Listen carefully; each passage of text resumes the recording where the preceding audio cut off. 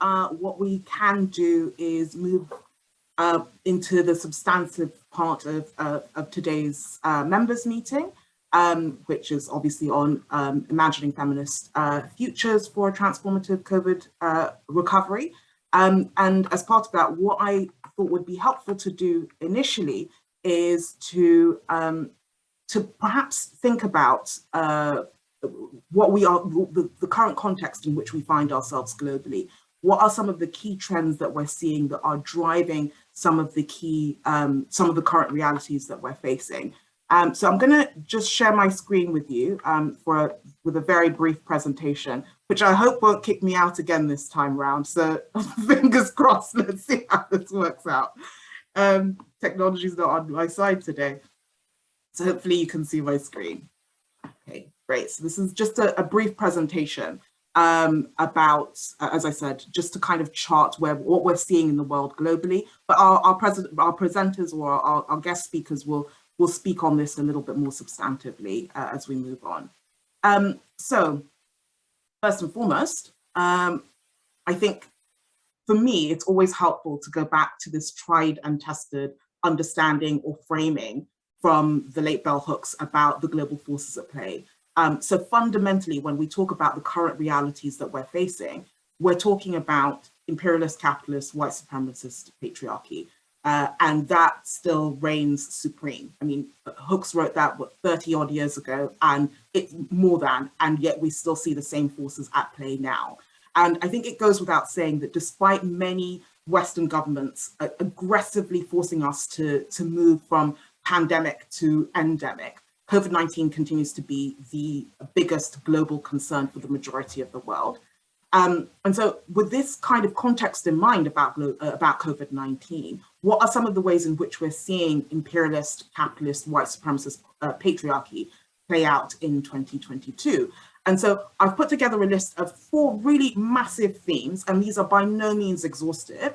And so just quickly to touch on what some of these are, which I know many of our speakers today, our guest speakers, will speak on more eloquently for certain. But they are 1, failing trust in institutions, violence, again, massive, huge one, 3, racism, 4, the triumph of neoliberal capitalism. And looking forward, perhaps more encouragingly, more positively, is we're seeing brave and innovative feminist alternatives as a solution, as a counter to some of these really regressive forces that are at play. So if we kick off with the first, which is on failing trust and institutions, I think trust in public institutions, governments, businesses, the media, have really been failing. And I think that's a phenomenon that we have categorically seen over the last decade or so. I mean, look at here in the UK alone, think Brexit, think increased personal investment in hyper-masculine strongmen, political leaders, etc. But this shift has definitely accelerated over recent years, and the weakening in the values of and trust in authority figures and information have also fueled global disinformation wars, which we're seeing play out right now to this day, and the weakening of our collective social fabric, which many have exploited for political gain. But we're also seeing this play out in the demise or the death of multilateralism, which Kumi will certainly speak on in just a little bit.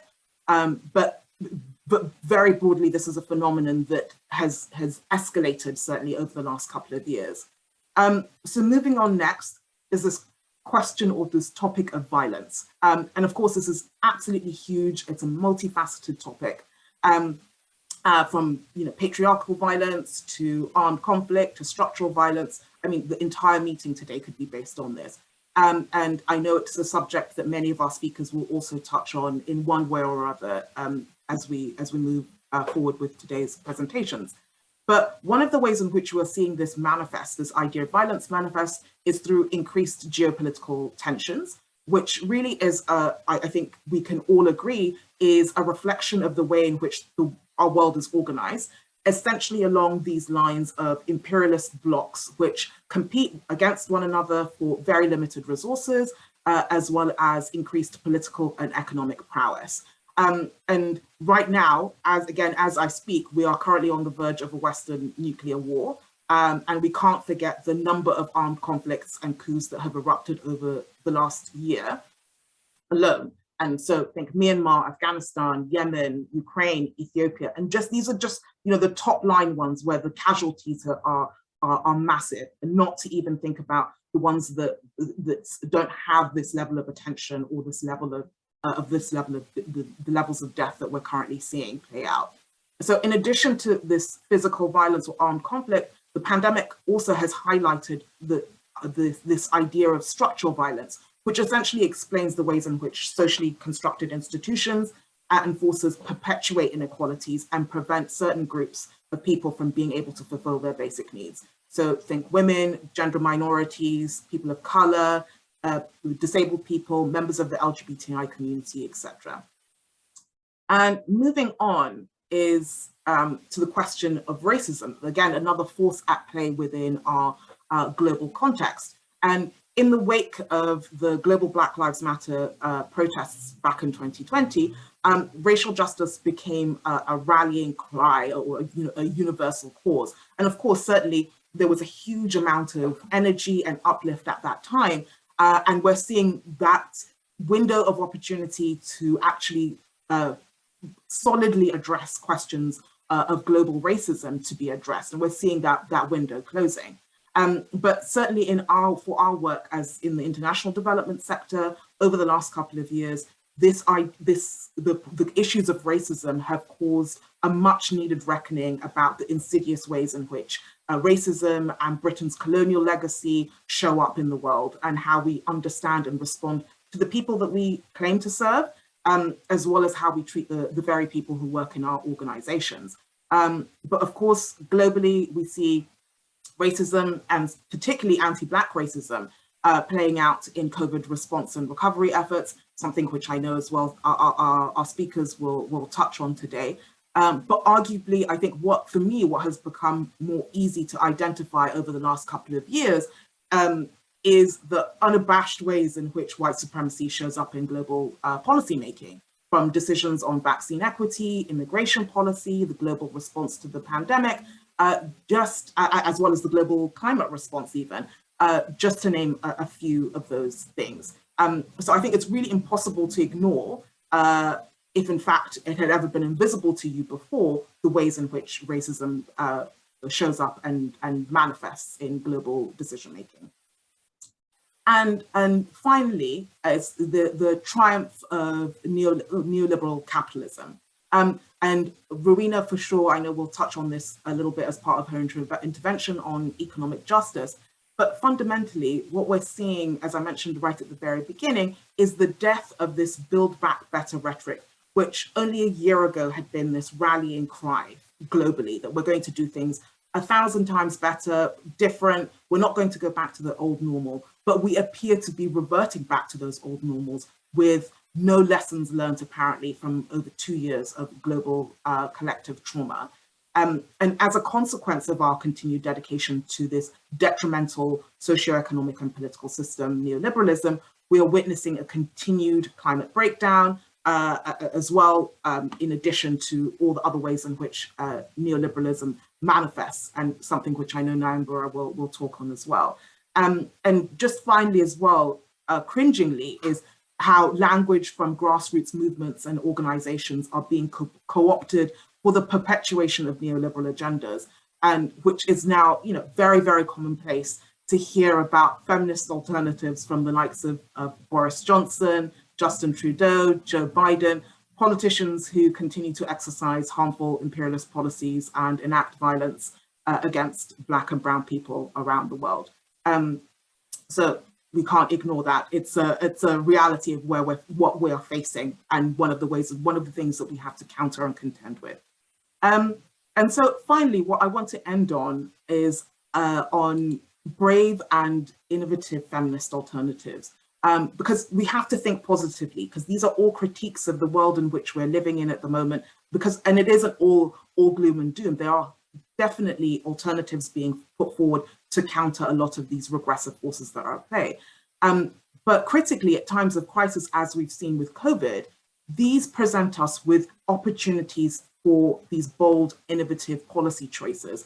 And as we've seen, feminists, women's rights organizations, and labor movements from across the world have demonstrated that alternatives are not just necessary to counter some of these forces that I've spoken about, but are also really achievable, that they aren't abstract, out there, unimplementable utopian ideals. But what is clear is that feminist alternatives that place women at the center of decision-making and finally address long-standing systemic issues are available. They are there. They have been talked about infinitum.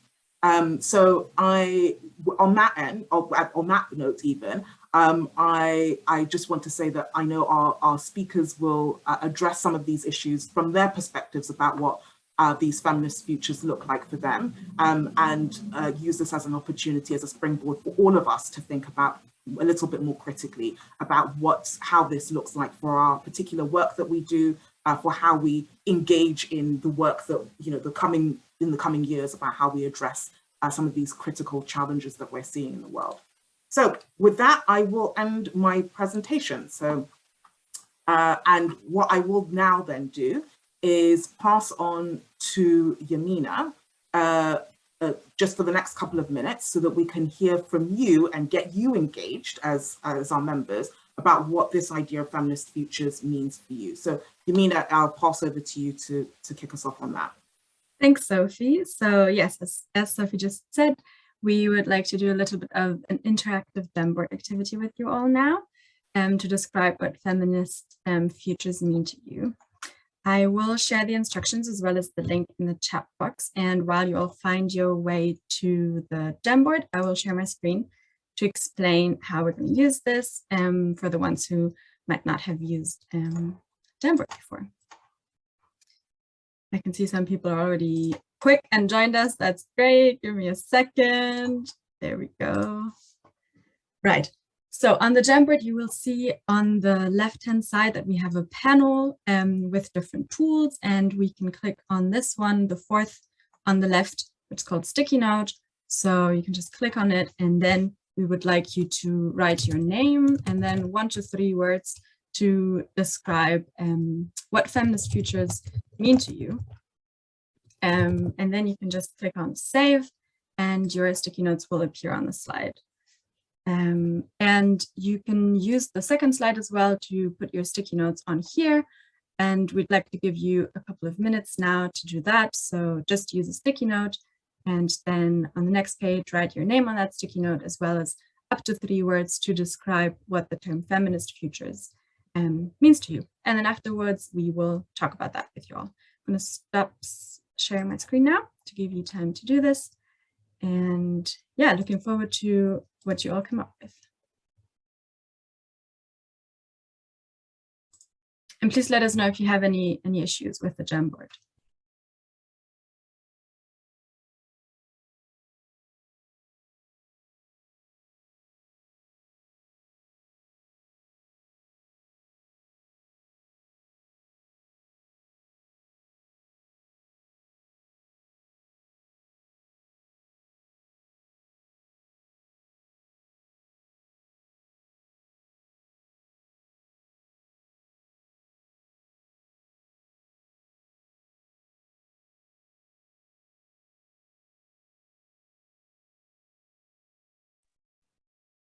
And just to say, don't be shy, everyone. You're amongst friends. So there are no wrong answers. There are no correct ones either. These are just for you to kind of start to think about what feminist futures means to you.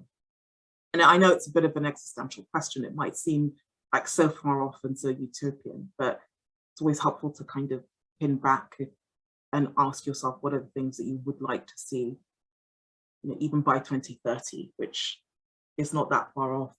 What does that look like?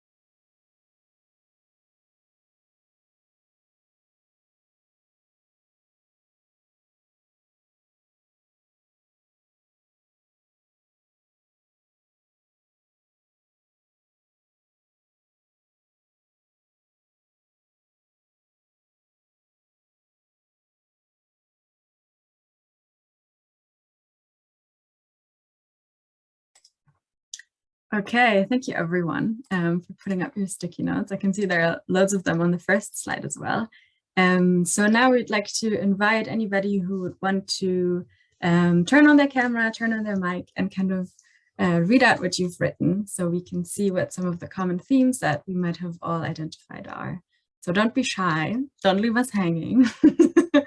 Yeah, so I'd really appreciate if you would like to read out what you have written. Just feel free to speak up. You don't need to raise your hand.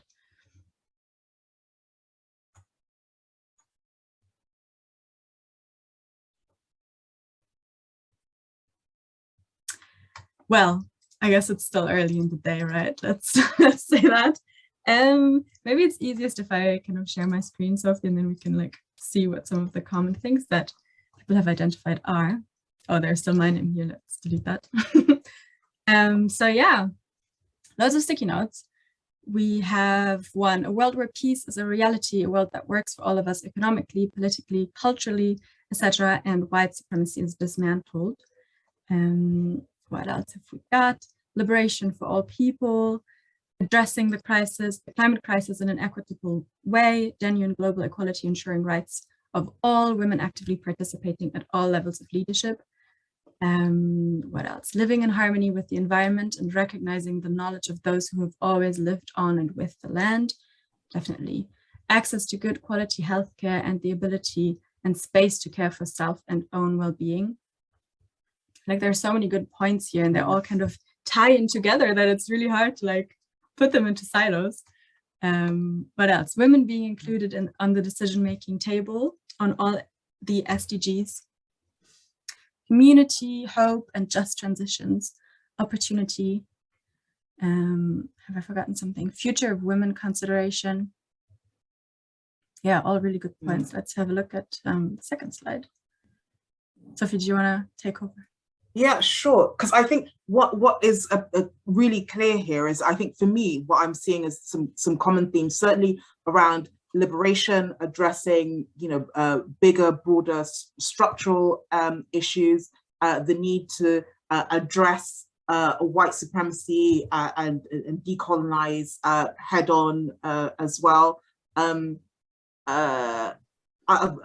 Nihal, I don't know if you're comfortable speaking, but there's a great point here I see on intersectional, resilient to attacks, and decolonial, which, if you wanted to add or speak on that, by all means, feel free to do so. But I think that there are lots of intersecting points here, and certainly questions around care, around violence, around well-being, and so on. There's a lot of that coming through, I think, quite clearly from what people are writing. And certainly, I think what I would encourage and say to people is that, sometimes when you're asked immediately, what is this ideal utopia that you're striving for, that you're aiming for, sometimes it's not so obvious as to how you're going to go about achieving that, or even thinking about what the ideal looks like. So maybe this is even something I would encourage to people to come back to, perhaps even by the end of today's session. You may have very well thought about what your feminist future looks like for you, or there might be tweaks or certain things that you want to add based on what we hear moving forward from the speakers today. So thanks very much for that, Yamina. Okay, great. So with that in mind, I will now take us on to the plenary session for today's meeting. We have 3 guest speakers, as I mentioned at the start of this meeting. We're very, very, very fortunate to be joined by these 3 amazing women. So we have, first and foremost, Rowena Laguilles-Timog, who is an assistant professor in the Department of Women and Development Studies at the University of the Philippines, who will be providing us with an intervention from an economic justice point of view about what we're seeing globally, but also of what this feminist future looks like. We're also joined by Ruth Nyambura from the African Ecofeminists Collective to provide us with a perspective from a climate justice point of view. And last but by no means least, we're joined by Kumi Samuels, who leads the political restructuring and social transformation team at Dawn, who will be talking to us about global governance and multilateralism. So the speakers have been asked to provide brief interventions on what some of their key learnings have been in the context of COVID, as well as those particular areas of expertise that I just mentioned. And we've also critically asked them to share their perspectives on what a feminist future looks like in this area, in their area of expertise. So each speaker will have up to 10 minutes of time to share that, to share those viewpoints. And then there will be an opportunity at the end of that for you to ask them any questions. So just to let you know, speakers, that I'll notify you when your 10 minutes is up. And oh my goodness, I hope you can all hear me. Great. I thought I'd lost you there for a second. Great. And so with that, first and foremost, I pass on to Rowena. Thank you. Thank you very much for sharing the floor. Okay, so do I just go ahead with my presentation? Yes. Okay, so I'll be sharing my screen. So we're all guided about what I'll be talking about. Okay, so I focused more on the Philippine experience, but like it was mentioned earlier, a lot of these were shared also by other contexts. Okay, so in the Philippines, the policy responses for COVID-19 really focused on imposing lockdowns and providing one-time cash aid to qualified beneficiaries. So there's qualification there, no? For instance, the poorest households, displaced workers, both formal and informal, also migrant returnees, and frontliners. To be fair to our government, you have that. And then there, it's optional, no, for local governments to distribute relief goods. One could say, that the pandemic had really been framed mainly as an economic problem. And moreover, there has been this consistent divide between the need to ensure economic activities continue, and the need to ensure people's health and safety. So for example, it's very common for businesses, public places, even interzonal borders to ease up on restrictions, only to close up later when cases would increase. Concerns for safety, including transportation, simply seems to not be systematically considered as they should be. A second point I would like to make is that policymaking issues include they're being top-down, non-consultative, and one size fits all. No, that is the process. That's a common process, and we find that very problematic. In fact, it was a consistent critique how the interagency task force in our country is made up of people with more military rather than a military background, rather than capturing a more diverse expertise and representation. And the women that I've interviewed for this study directly also pointed out that they should have been just asked what their needs were during this time. Okay, now quality issues of these responses included inadequacy of the cash aid, the poor quality of relief goods for some areas, and the neglect, of course, of gender and sector or community specific issues. There are also implementation issues, including the lack of coordination across local government units and between local and national governments, and a militaristic approach that really contributed to a shrinking civic space. It happened that different municipalities would have different guidelines, and these changed often as well. And in some cases, also, local implementers had a different interpretation of a national guideline. So this created confusion, frustration, added to the fear and panic of the public. There were also experiences of excessive and even abusive forms of control by local police and even officials, such as random penalties for violating curfews. So there's also this narrative of the country being at war with the pandemic, and those that do not follow rules and protocols are part of the enemy. So there's that sense. Okay.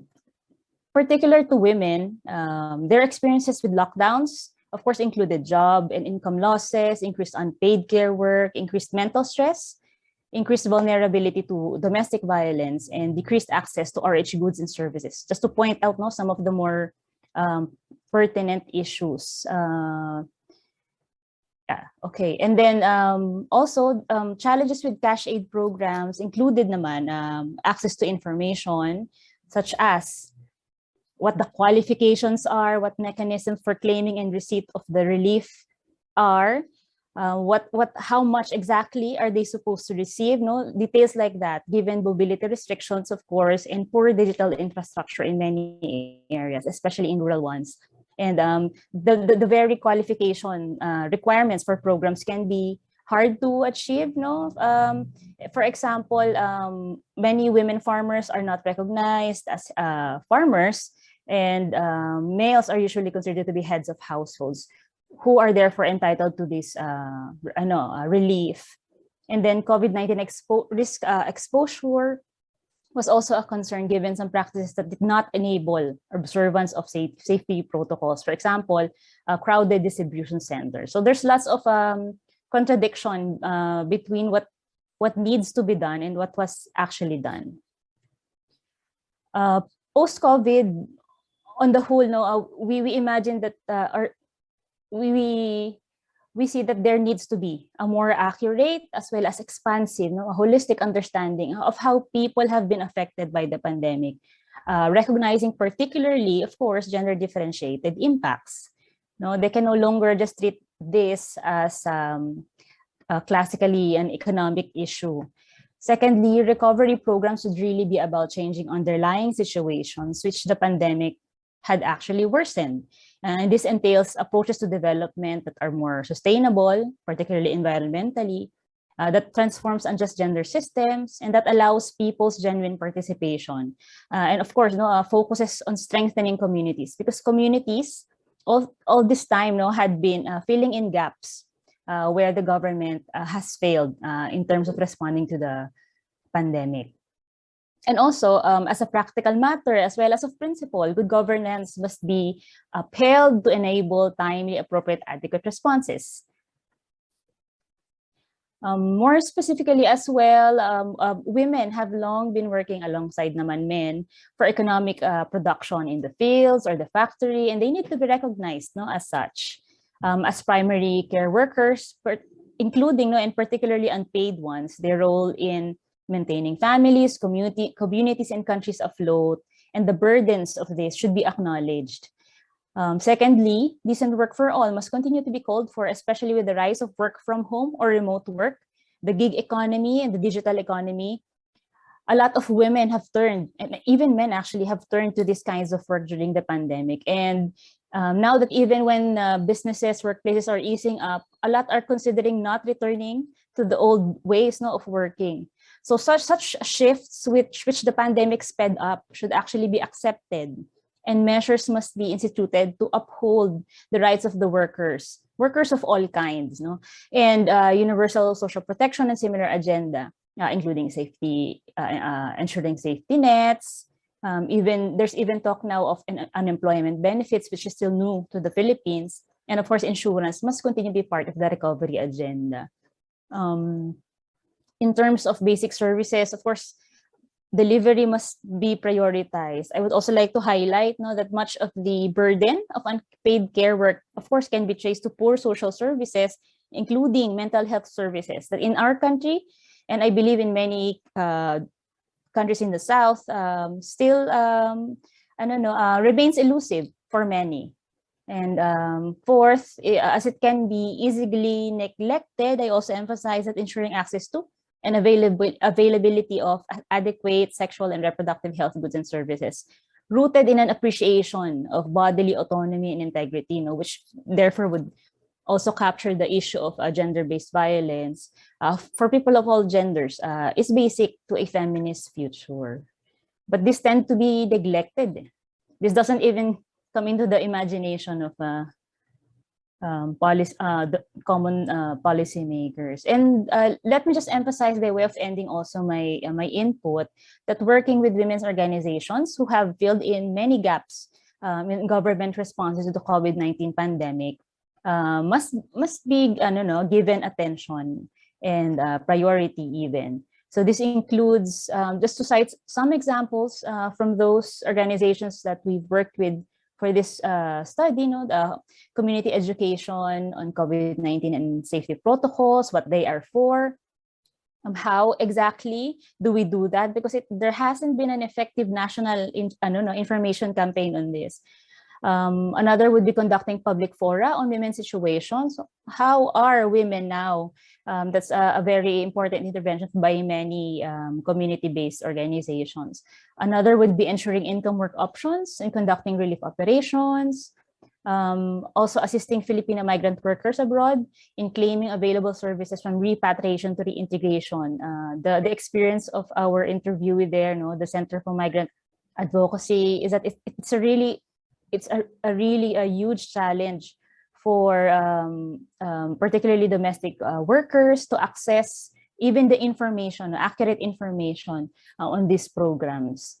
We also cite supporting women organizers as important, which many of our interviewees brought up. And finally, negotiating with government offices for the recognition of women farmers, or generally recognizing what local laws miss about the situation of women, and working through existing channels to correct this. As long as there's no long-term solution yet, they are able to do that, to facilitate that. So that's it for me. Thank you very much for your time. Perfect. Thank you so much, Rowena, for your interventions there. And just for everybody to know that Rowena's study, as we advised in the beginning, it features as part of a publication that GADN is releasing next week, hopefully, on lessons for a feminist COVID economic recovery, which highlights some of the points that Rowena has been pulling out there about the experiences of women in the Philippines in the middle of the pandemic, how the government has responded, and certainly the impact that it's had on women. So thank you very much for those points, Rowena, and for those ideas about what these alternatives or what these feminist futures might look like. Brilliant. So next we'll move on to Nyambura. And as I mentioned, Nyambura is part of the African Ecofeminists collective. So Nyambura will be sharing with us some of the key learnings that have been, that she has picked up or observed during the context of COVID, and as well as looking at the global climate crisis alongside that. But also examining some of these intersecting priority areas for the African Ecofeminist collective, including issues like neocolonialism, as well as economic justice, I'm sure. So Nyambura, with that, I will hand over to you. Thank you very much, Sophie. Hi to everyone. I hope you're doing well today. So I thank you so much for the first presentation. It's always really nice to learn and interrogate a bit more from other parts of the world, because we are connected at the end of the day. So what I'm going to do with my presentation is that I will try to contextualize the last 2-3 years of the pandemic, giving sort of a long, short history over the last 10-15 years that bring us to the pandemic, but also inform the responses of the pandemic, and then opening up to feminist responses, possibilities for feminist solidarities and transnational work. So I'll be reading. I don't have a PowerPoint presentation, but I'm going to be reading my notes and just like going through it. Okay, just one second. So yeah, my presentation is titled today, the pitfalls and possibilities of ecological feminist organizing and analysis in times of crisis, in times of a pandemic. So from 2007, the world has, sorry, oh dear.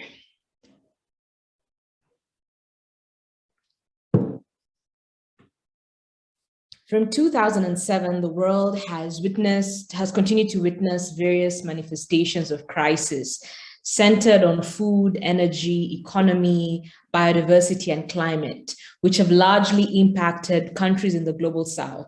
Calls to protect the planet and people, More so those on the front lines of the climate crisis, have perhaps grown the loudest during this period of time, even as land and environmental defenders, largely based in the global south, are being systematically criminalized, intimidated, disappeared, jailed, and murdered by various states working in conjunction with militias and corporations. A recent report published by the advocacy group Global Witness estimates that at least 3 people are murdered each week while defending their land and ecosystems. And overall, 184 people were murdered globally in the same year, in the last year, for the work in defense of their territories, bodies, freedom, and dignity. In the same period of global upheaval, there have been critical analysis by various civil society organizations, feminists and grassroots movements, UN agencies and academics, revealing that these forms of crisis are structurally interrelated with regard to their foundations and, importantly, also work to exacerbate each other. In addition, we're also witnessing the proliferation of various international mechanisms and frameworks, mostly related to the concerns on biodiversity, climate, and food, and going under the name nature-based solutions, NBS going forward, that claim to deal decisively with the structural causes of the grave issues that we face, but also promise to usher the world into an era of technologically driven innovation and prosperity for all. To the innocent eye, these new developments and possibilities for global environmental governance seem like the right direction for the world to be taken, given the nature and extent of the climate and food crisis that we are presently facing. However, it is important to critically interrogate these solutions being proposed and generally take a more cautious approach in this new dispensation. In 2020, the United Nations dubbed it a super year for nature and biodiversity. And this was pre the COVID-19 pandemic that we are now facing globally and which is in its 3rd year. That year was significant in that there were meant to be several high-level events, which have now taken place, and review processes that were expected to radically imagine and reconfigure global environmental governance in a time of crisis and uncertainty. Key among these events included the 5-year review meetings on the SDGs and post-2030 Agenda for Sustainable Development, the IUCN Marseille Congress, the Convention on Biological Diversity, CBD-15, as well as the post-2020 Global Biodiversity Framework in Kunming, China, and finally, the UN Framework Convention on Climate Change, COP26 in Glasgow, Scotland, which finally took place last year in November. Collectively, these super year meetings and others were expected to promote nature-based solutions, which, according to the United Nations, offer the best way to achieve human well-being, tackle climate change, and protect our living planet. Additionally, CBD-15 specifically was framed as the next Paris Agreement moment and another fantastic opportunity for the world to strike a new deal for nature. While it is apparent that the UN system as a whole is actively promoting nature-based solutions through its agencies, a careful reading of the recent changes both within the United Nations and global multilateral spaces reveals that a conglomeration of private interests centered around the World Economic Forum, multinational corporations such as Syngenta and Yara, OECD governments led by the US, Australia, and Germany, and finally, philanthrocapitalist organizations such as the Gates Foundation are the real brains and, importantly, the financial muscle and driving force behind this nature-based solutions. The UN's respected stature globally simply but powerfully gives these proposals and actors the legitimacy they need. A number of grassroots activists and movements, advocacy organizations in the last 2-3 years of the pandemic have been tracking these fast-moving developments, and our research reveals that a global governance coup is taking place right before our eyes. Our research shows that multilateralism is at its weakest across the world, and more so within the UN, which is primarily facing a serious resource crisis that is expected to grow deeper in the years to come. In addition, growing authoritarianism and right-wing populism across the world is further working to severely undermine these multilateral spaces. Corporations and big foundations are exploiting this situation by pouring in a tremendous amount of financial resources, deploying highly sophisticated PR campaigns, and heavily lobbying the political class across the world. These efforts are not going to waste and have contributed to the radically changing terrain of global environmental governance through a set of linked initiatives such as nature-based solutions. When climate, biodiversity, and climate agreements, food agreements have long, While climate, biodiversity, and food agreements have long served as the vehicles for corporations, private foundations, and rich countries to legitimize the commodification of nature, the World Economic Forum has become the space to set the global narratives on the various intersections of sustainability, climate, and food governance. WEF meetings are super exclusive, catering to the global 1% of the world and multinational corporations with bigger GDPs than most countries, especially those in the global south. This confluence of corporate interest is using its financial muscle to push for climate, food, and agricultural solutions and projects centered on big data, artificial intelligence, synthetic biology, blockchains, robotics, and the 5G internet of the so-called 5G Internet of Things, through the heavily concentrated private sector, which continues to undermine the state and public sectors across the world. More than anything, these so-called transformative solutions for the near, present, and future seem more focused on increasing the financial gains of fintech companies, which now drive the global economy, than actually dealing with the structural causes of the environmental crisis we face. So what are the possibilities for radical feminist organizing in the current moment that we find ourselves in, and especially looking at the last 3 years? So given this context, a recalibration of the global environmental governance system is urgently needed through a shift that focuses on the systemic issues, the political, economic, and social that underlie the intersecting crisis we collectively face, albeit mediated by class, gender, race, disability, caste, geographical positionality, etc. In order to achieve this, 3 things are necessary. The first, civil society organizations and grassroots movements must continue to critique these new governance structures. One way to do this is to continue contesting and exposing the hegemonic narratives that emerge from both the halls of the World Economic Forum, as well as those of the UN negotiating halls that elevate the power of corporations and the commodification of nature through initiatives such as nature-based solutions.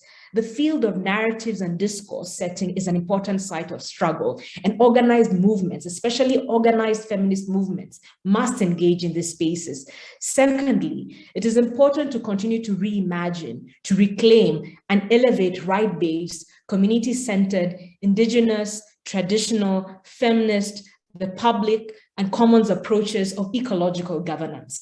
This often interconnected and context-specific approaches have allowed over generations for radical, ever-evolving, and regenerative ideas of being, of care, and community that are desperately needed in this moment of crisis, as well as for the long fight ahead to reclaim our collective freedoms, dignity, and the commons. Finally, the UN remains an important site of struggle in that it's still the most important multilateral space globally, regardless of the various constraints that it presently faces. It simply cannot be abandoned by progressive feminist groups, but must be fought for through a continued insider-outsider alliance of individuals and organizations, even in the face of a shrinking space for civil society organizations. Some of the strategies Some of the strategies to make this a reality include pushing for the development of strong and independent assessment mechanisms of the kinds of technologies being proposed under NBS and other initiatives, as well as binding and enforceable treaties for corporations, at the very least as an interim strategy. These strategies are important, but ultimately must go hand in hand with building strong grassroots movements that reject capitalism, the commodification of nature, and that are committed to the kinds of regenerative practices that continue to be the biggest weapon against all the manifestations of climate change. Thank you very much. Brilliant. Thank you so much, Nyambura. That was so brilliantly articulated. And explained, and helpful to, especially for those of us who don't necessarily work on climate-related issues or food security, and certainly this idea of nature-based solutions, to see the interconnectedness with many of the other issues which many of us will be calling out or trying to address or champion. So thank you very much for that really comprehensive overview. That was great. And finally, but by no means least, we've got Kumi Samuels, who leads the political restructuring and social transformation team at Dawn. So we've asked Kumi to share some of her key learnings as it, again, relates to COVID, but in relation to global governance, multilateralism, which I'm sure will touch on many of the themes that that Nyambura has just spoken on, but also about the work of social movements and how they've been responding to these realities. This will inevitably, I'm sure, also examine some intersecting issues along the lines of conflict and eroding democratic norms and participation. But also critically, we'll hopefully also hear from Kumi what a feminist future looks like from the perspective of a reformed multilateral system. So with that, I will hand over to Kumi, and Yamina, if you could share Kumi's presentation, please. Thank you, Sophie, and thank you to Rowena and Ruth too. I think some of what I say will be illustrative of the points they made as well. Can I have the first slide, please? This is just, yeah. So I actually followed the questions that Sophie had posed, and in terms of deep and key learnings, I would say that the fundamental thing we've learned from the pandemic is the deep-seated inequalities of multiple dimensions, and both Rowena and Ruth spoke to this in terms of social inequalities, economic, ecological, and political inequalities. And then Sophie spoke about structural racism, gender inequalities, cuts across all the presentation, ethnic and other biases. And then we also see with the COVID pandemic and the crisis, the health crisis, vaccine nationalism and colonial mindsets in all of our countries, particularly the countries of the global north. For example, WHO statistics show today that 75% of all vaccines actually in the hands of the global north, and just in 10 nations, and most of these former colonial powers. The long-term effects of the pandemic is borne particularly by low and middle-income countries, as the Philippines example shows, and as Ruth spoke. Let's discuss drivers, and I think this is very important for us to keep in mind, are the IMF austerity measures that are now operative in over 100 countries, including now, we assume, in Sri Lanka as well, which is where I live, with wage cuts, wage freezes, and cuts in health expenditure and increasing debt burdens. We also see, particularly for countries like ours that are in conflict or in transitional situations, our military budgets are increasing at the expense of social security and health budgets. Then we see, and Ruth spoke about this, the fractured global solidarity. And this, I think, is very critical. As much as we're saying we need global solidarity and support, we see global solidarity actually completely fractured in this crisis. One of the particular things I think we need to look at again are gaps in universal health coverage, particularly the right to health, which we think should be guaranteed in our constitutions as a fundamental right. And in most of our countries, this is not a fundamental right. It's linked and limited to a progressive realization within the bounds of available resources. And the pandemic has starkly shown us that this kind of response to the right to health has actually brought us absolutely no succor in this time of health crisis. The next slide, please. The other thing, I think Rowena spoke to this a little bit, that this, particularly with the pandemic, is a public health emergency, but we see this framed, particularly in many of our countries that are authoritarian, non-democratic, in conflict, as a state security concern.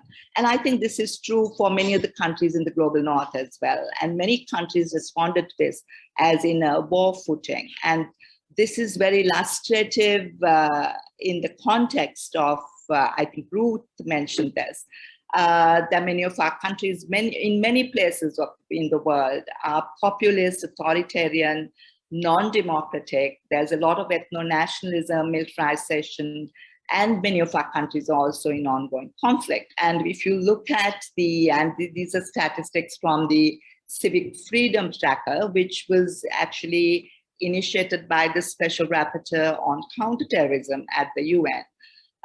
We see that the figures in brackets there are the figures that relate to the early months of the pandemic. But we see today that all of these figures have increased. So 110 countries today have emergency declarations to deal with the pandemic, where there need not be. There are freedom of expression restrictions in 60 countries, freedom of assembly restrictions in 155. The right to privacy, I think, is in breach in many of our countries, in 61 here. And I think it's useful to try and go look at the Civic Freedom Tracker to look at, for example, what this means for countries like the UK even, which are presumably so-called quote-unquote democratic. And then you see many of our civil and political rights being restricted in the name of the pandemic, and that the pandemic is actually being dealt with not as a health emergency, but as an emergency that is of threat to the state. And one of the things that I think we should all be mindful of is that all of these restrictions, they need to be legal, they need to be necessary, they need to be proportionate, and they need to be non-discriminatory. They also need to be time-bound. And I think we know that in many of our countries, there are many restrictions that are absolutely, at this point, maybe not necessary, not proportionate to the crisis, and still not time-bound. And there is a real fear that many of these restrictions will be the new normal going forward. The next slide, please.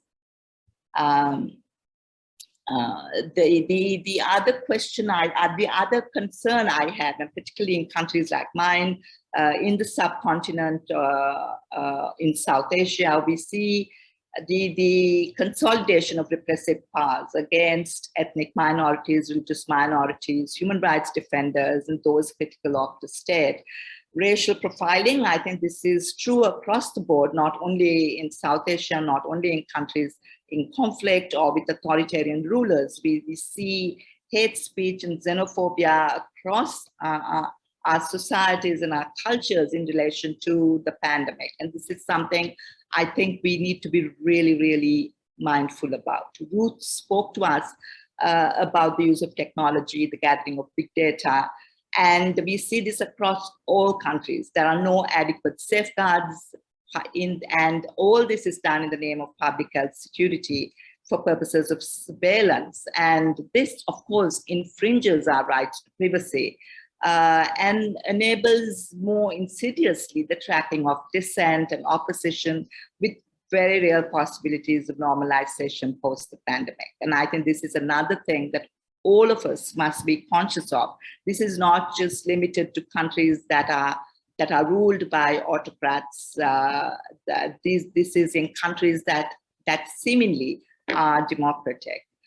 Then we have, of course, as I said earlier, the discourses of war to deal with the pandemic, and the inculcating of a fear psychosis, creating an unquestioning dependency on the state. And this is something else I think we need to be really watchful about, because the assumption that the state and whatever the state does in times of crisis is its prerogative, and we need to absolutely question the powers of the state, because we see the overreach of state power in many of our countries. We see this as a challenge to the core of democracy. It takes away the civic duty of citizens to hold their states to account, and actually to hold states, other states, extraterritorially to account as well. And this is really important. And this is particularly important in the context of the inequalities which are within states, but also between states. And the next slide, please. So apart moving away from the normalization of exception, which is something we need to look out for, could I have the next slide, please? And just to talk a little bit about what could be transformative in a post-COVID feminist future. And here again, I think Ruth spoke a lot about the very real problems with multilateralism. And yet, I think it's in crises like this that we might see, and we might be able to actually talk about a transformative change. We know post-World War II, the UN was set up, and then the Universal Declaration of Human Rights in 1948. There are many very bold steps that were taken at that point. I think today it's very important to begin to think about bold new global and public health architecture. Now, in the context of the pandemic, one of the things that we've been working with at Dawn has been a waiver to international property patents through the TRIPS agreement at the WTO. And this is really, really important. No one is safe until everyone is safe. So the production of vaccines, diagnostics, therapeutics, and other needed medical products, as well as the transfer of technology, needs to be available to low-income countries, to middle-income countries, and not merely to the high-income countries. And therefore, Feminists for the People's Vaccine campaign, which Dawn and the Third World Network have initiated, and we have partners in the Global South and allies in the Global North to do this, is campaigning strongly to support a TRIPS waiver of international property. And this draws from previous feminist experiences, particularly in relation to the HIV/AIDS crisis in the early 2000s, when antiretrovirals, the struggle to get these products produced in our own countries, in South Africa in particular at that time, for much cheaper than through the monopoly of big pharma, and actually winning that struggle so that ARVs are now much cheaper and available almost universally for the treatment of HIV/AIDS. We saw the cancer drugs, particularly Herceptin. This is a campaign that was launched in India, where a patent waiver was obtained, and so the Indian state now is able to produce Herceptin for much cheaper. Excuse me. So I think it's very important for us to look at this, to support the TRIPS waiver. Over 2/3 of WTO members, including 64 countries, co-sponsored this waiver. It was brought in by the US, India, and Brazil. But it's been blocked. It's been blocked by the EU, by the UK, from number of countries in the global north. And I think it's very important. We need to have a patent waiver so that we in low and middle income countries can produce our own vaccines, can produce our own medicines. And this is important for the general health infrastructure and not just merely for dealing with vaccines and other medical products in relation to the pandemic. May I have the final slide, please?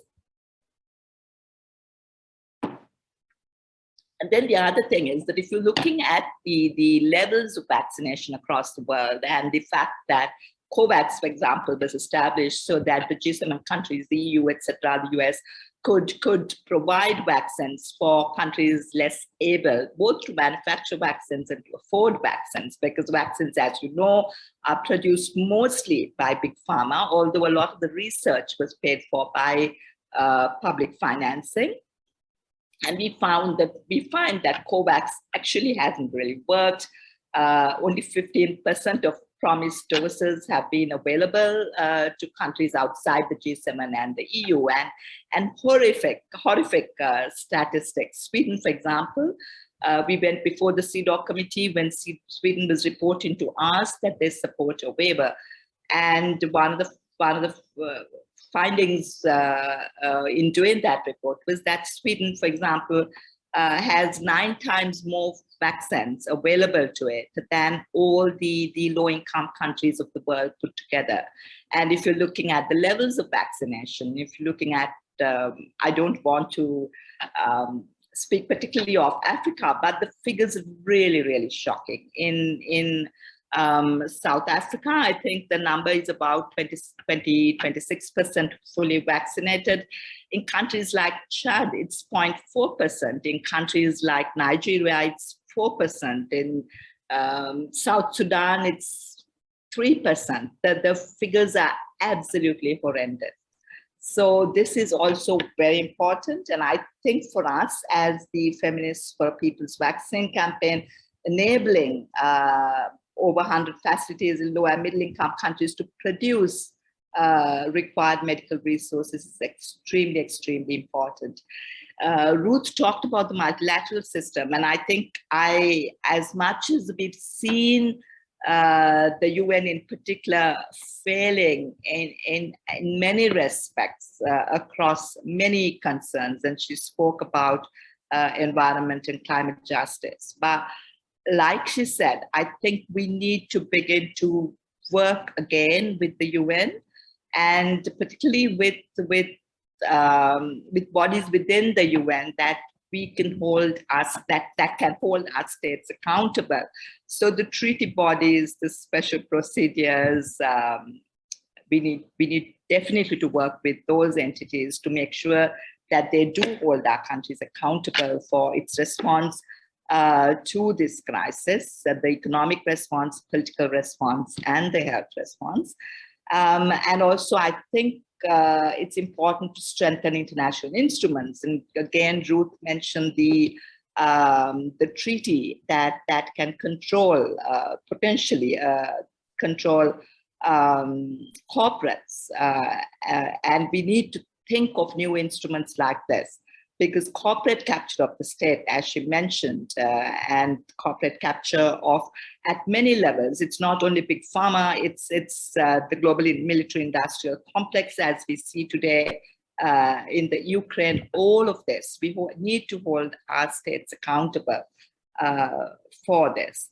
And I think there's another slide or not, I'm not sure. That's it. That's it, yeah. So yes, to try and think of creative and innovative measures of working with the multilateral system at different levels is what I would say, but linking it to national and regional strategies. And national strategies, and I think women have led a lot of this. The struggle against patents for seeds, for medicines have been led in many instances by women at the local and the national level in our countries. And I think this is something we need to acknowledge, and this is something we need to strengthen. So thank you very much. And particularly thank you to GADN for this invitation. Thank you so much, Kumi. That was really, really helpful to hear and understand some of the work that you have been doing, especially as part of the Feminists for a People's Vaccine Alliance, but also more generally the trends that we are seeing shape out in the world. And what I think, certainly from my point of view, looking at all of the presentations, all three of the presentations, is just the huge amounts of crossovers. And we're talking about, you know, feminists from three completely different countries who have, in what they have expressed or explained to us today, shared some really common themes and common issues that we're seeing play out. And especially, I think what has come to the fore, which all of you have spoken on, is this idea of this fractured global solidarity that exists at present. And the need to be able to address that meaningfully if we are to move forward. But also a common theme for me that I have picked up from all your presentations is the overreach of the state, and how essentially at every juncture what we're seeing is this turn to militarism. Militarism, I can't pronounce the word, but you know what I mean, the turn to violence. The turn to a security state as a response to many of the global challenges that we're seeing. And especially also the other factor, I think, is this concentration or this corporate capture, that as a way of being able to essentially address all of the massive, massive challenges that we find ourselves in at the moment. But what I'm particularly heartened by, I think, certainly, is that there are that what you've highlighted is that there are tried and tested alternatives from previous contexts, from previous decades, eras, that have worked, that we can still use, that we can still rely on, and that these alternatives certainly are available for us to be able to advocate and be really propositional about to our governments, to decision makers, etc., in our next steps. So with that in mind, I want to say massive thank you for those really, really brilliant contributions to all three of you. And so what I wanted to do was just briefly open up the floor for any questions, any clarifications that attendees had for our speakers, anything that you might like to ask of them. So what I would encourage you to do is that if you have a question, is raise your hand using the option in the reactions tab at the bottom of your screen, or if in fact you prefer, you can type out your question in the chat box and ask any of our speakers a question. So I'll give you a minute to do that, and certainly raise any points that you have. But in the meantime, just to say that there's a lot of really positive feedback to all of your presentations in the chat box. Really fantastic presentations, and which have really been informative and really helpful. Okay, so there is a question that we have. I'm just having a quick look through. Okay, so Angela, you have asked a question. I'm just about to read your question here. So Angela asks, Kumi, thank you very much for a very informative presentation. Could you please elaborate on what you mean by fractured solidarity in the earlier slide? So Kumi, might you be able to answer that? Yes, I would like to answer that actually with the illustration of state support and non-support for the campaign for patent waivers. And like I said, 64 states, and you will see most of those states are from the global south, supported the patent waiver. And most of the states from the global north, from the EU, the UK itself, have not supported this campaign. We went before the CEDAW committee to ask it to speak, to make recommendations to Sweden, for example, to revisit the campaign, to revisit the EU's position on the patent waiver, but Sweden was not willing to do that. It's interesting, I read something today that Scotland, the First Minister, has supported the patent waiver, whereas the UK hasn't. So that's the kind of solidarity that's at the global level, at the multilateral level, is quite fractured.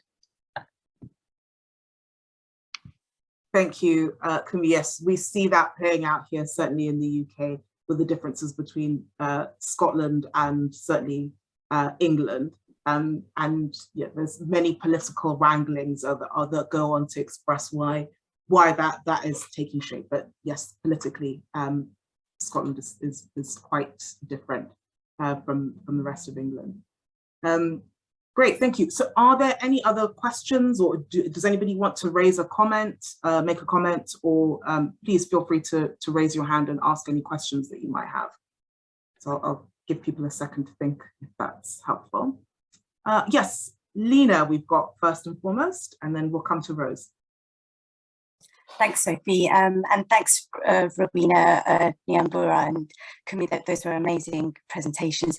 I guess my question is, for Kumi and Nyambura, you talked about this sort of strengthening the multilateral system, but whilst kind of exposing the current flaws. And Kumi, the example that you gave around kind of the UN coming into being post the Second World War, but you've mentioned TRIPS, and the fact that TRIPS was completely unequal. We're seeing these waivers, but we've also seen sort of patents around kind of indigenous traditional knowledge and medicinal plants and things like that, particularly in South America. So what kind of multilateral system or a new version or a new vision of it are we kind of talking about? And then just a little follow-up question around that is, how do we sitting here in the global north, in our various positions, including our NGOs and others, help support sort of grassroots organizations, really kind of champion that and take that forward? Thank you. Great, thank you very much, Lena. So I'll take Rose's question as well, and then hopefully we can get those answered together. So Rose. Thank you, Sophie, and thank you for this wonderful presentations. I have a question around sort of some of the points Kumi raised about militarism in the COVID response and sort of repression of civic space and a lot of these laws that you raised. That was really helpful to see sort of the numbers of it, which is very shocking. Not surprising, but worrying. I was just wondering if you had any thoughts on sort of how to counter that, and specifically thinking about the role that civic space and the right to speak out and to protest plays in sort of upholding a lot of these other rights and these horrible regressions of women's rights that we're seeing. I was just wondering if you had any thoughts on that specifically. Thank you. Great, thank you, Rose. So the first question on how do we provide that global support, especially here in the global north, for a people's waiver, for the TRIPS waiver. And I think the second question from Rose about what we're seeing with the overreach of the state in terms of from a militaristic point of view. Apologies, I'm never going to be able to say that word correctly. I think that can be opened up actually to all of our speakers, because I think that is something that is playing out certainly from what Rowena expressed from the Philippines, certainly what Ruth was also talking about from the climate perspective, and of course Kumi as well. So I'll start off with perhaps Ruth, Rowena, if you can maybe kick off on some of the responding to Rose's point first. All right. Okay.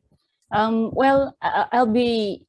My response is mainly based on what I also observed organizations in the country do in response to the militaristic approach that has been dominant given our current administration. And at least I can cite at least a couple of things. One is really gathering data on all the cases related to this approach, from the very heavy human rights violations that go that go unreported in national news. Really gathering the numbers of the people affected, and just really making sure that all related cases are do not go unnoticed. That's one. Really gathering and documenting cases, related cases. And another is, well, just continuing with organizing communities really, and informing them that not just informing, but really raising public awareness from the very grassroots community, small community level to the national, that this is not right. This is something that we have to fight, no, to speak against. That is what I am observing in the country. That it's the only way that we think, no, at least from our experience, to really fight this approach is to expose, to document what is happening, and to continue working with organizing people. Perfect. Thank you so much, Rowena. And Ruth, that same question to you about state overreach.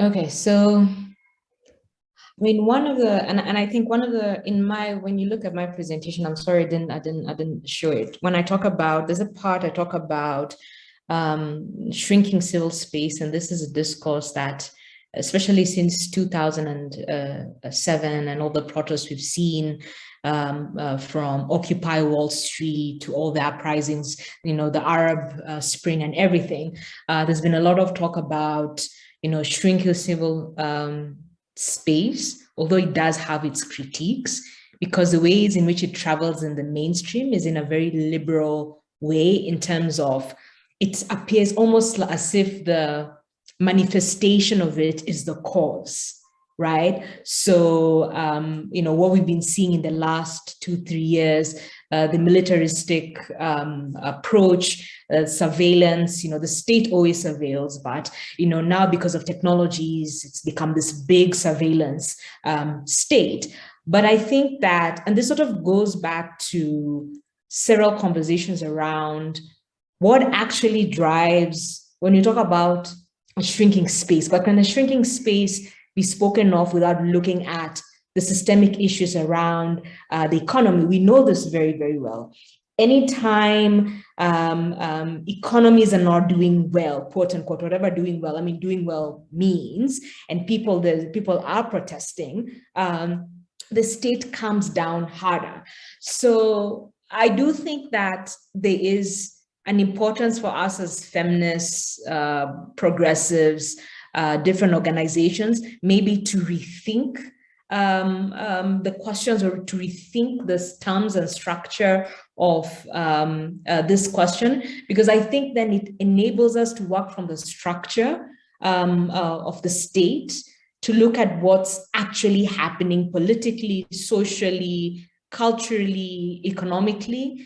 And then that allows us to actually organize in ways that reflect the material conditions, especially of the people. That's actually what I was trying to say. Some of these questions do not reflect the material conditions of the people, because often it's the material conditions that allows us to see state responses, as well as the limitations and possibilities of organizing around the people. And then maybe I will go to just the first question around the multilateral space. This is a very awkward question for me, and I'm really grateful that Kumi is here, because this is a question, I've been in spaces with her where the relevance of the UN has been battled back and forth. And it's a question that I increasingly have to answer, especially because I'm now situated firmly within the African Ecofeminist Collective, and Autonomous Collective, and Anti-Capitalist Collective, you know, and, you know, what are the possibilities of the UN space? Is it even possible to, I mean, is it possible to remake the multilateral space? Because my argument, and the argument of very many people, is that, well, the UN has worked as a buffer for the worst of the worst, but at the very same time, if we look at it from a point of power relations, you know, it hasn't worked for the majority of people, a whole continent that doesn't have a seat, you know, just when you think about things like that, whole continent of Africa, you know, in terms of the Security Council, you know, no veto power, you know, a continent of 1.4 billion people. Can we really talk about a space that is actually transformative? So I think these are questions that people have to answer in their own movements, in their own spaces, and to engage with the UN in ways that they feel accommodates them. Those who choose to not engage with the UN or not bother, I also think that there is space for that, but there's no single answer around how do we engage with the UN. The one thing we can agree on is that things have gotten really, really bad. There's a serious corporate capture of the space. And for the longest time, the voices of the global north and corporations continue to dominate. So these are the very basics that we can agree on. But regarding how we organize, and even to expand more on Kumi's point around fractured solidarities, if I can move it out of, for example, states, and to think about movements, the kinds of solidarities that are possible within the global south, between the global south and the global north, it's also a very complicated picture. There's this assumption that all of us have the same liberatory project, even as feminists. That's not necessarily true. And I think that the last 2-3 years have really torn apart the sort of, harmonious idea of how all of us are in this thing together. So I do think these are conversations that constantly need to be had. They are painful conversations. We shouldn't dismiss each other's voices, but at the very same time, we have to be brutally honest, because I think there has been a lot of, sugarcoating and covering up. We are in serious crisis. Very well said, Nyambura, absolutely. And before I just get Kumi back in, there is a question for you specifically in the chat about where can we find more information on the shared commodification of nature and how that's playing out in national and global governance spaces.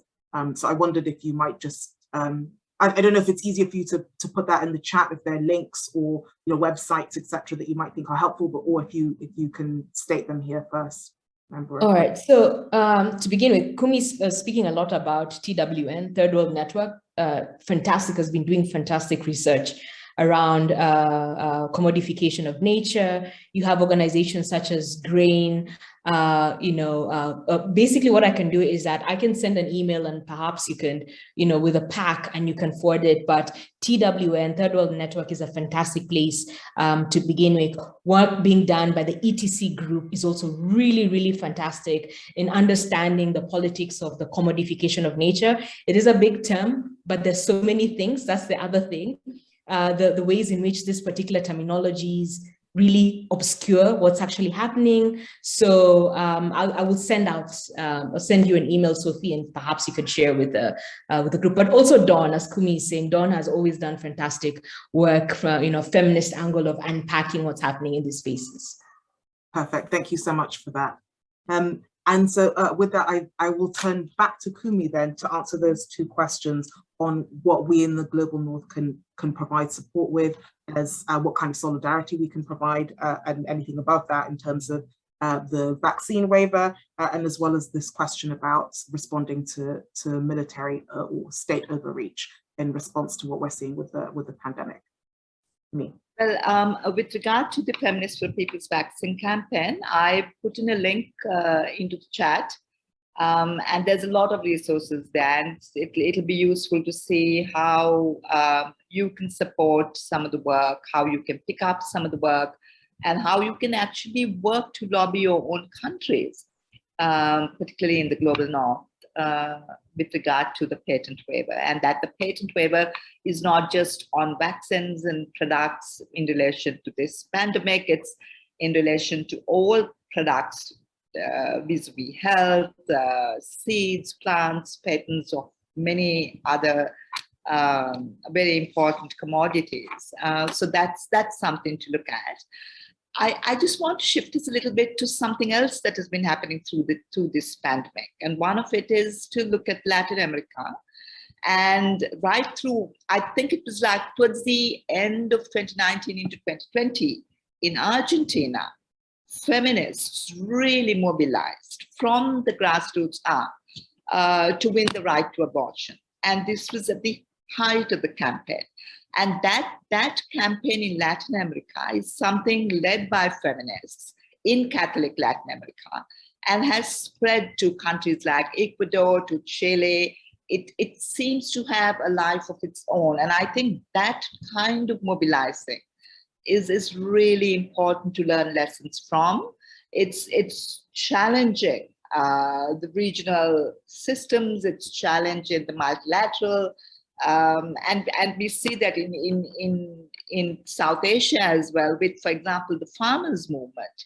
Now, it was not sanctions from the UN or any restrictions to the Indian state that's worked in India.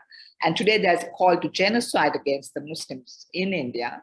It's the farmers' movement that has really pushed back on state violence, on state terror, on state interventions and human rights violations. And it's a hugely important and strong movement. So I think there's those kinds of efforts in the context of the pandemic that has been taking place globally. You're looking at Hong Kong, you're looking at a number of places, you know, that have positive examples, many of these led by women.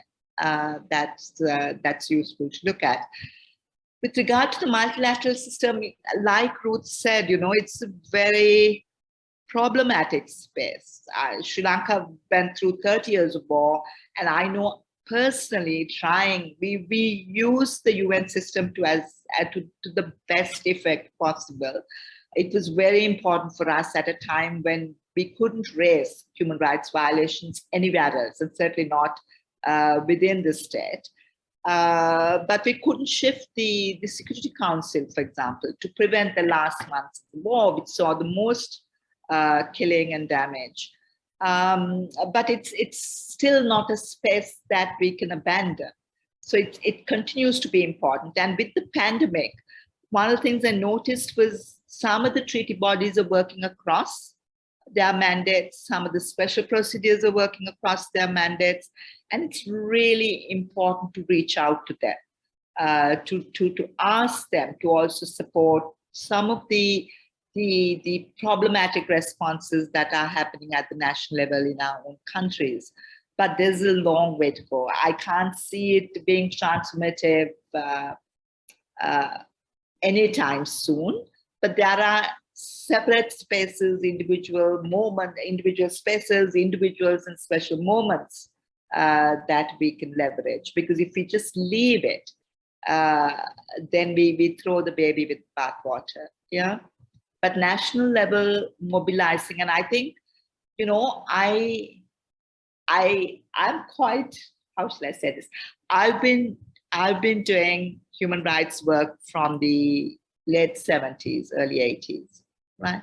And global solidarity has been extremely important. Even we, at that time, I grew up going to protests against nuclear testing in the Pacific, going for protests against state repression in Namibia, apartheid in South Africa. You know, we had that internationalism, and I think this is a moment. I remember talking about Greenham Common, for example, you know. So this is a moment in which I think we need to rebuild those global solidarities. And that would be really helpful to us, particularly if a lot of these restrictive rights violations are going to become the new norm in our countries. Global solidarity in that sense then would be really, really important. Thank you. Brilliant, and thank you so much. Social media, for example, you know, that's another space. Various platforms that can be used. It's also very important to think about. I agree wholeheartedly with that, Kumi. Definitely the use of social media, for all its faults, has that ability to at least share a lot of the, you know, what is happening at that particular time, and be able to share the realities of different women, different people from all parts of the world with the broader, with the rest of the world.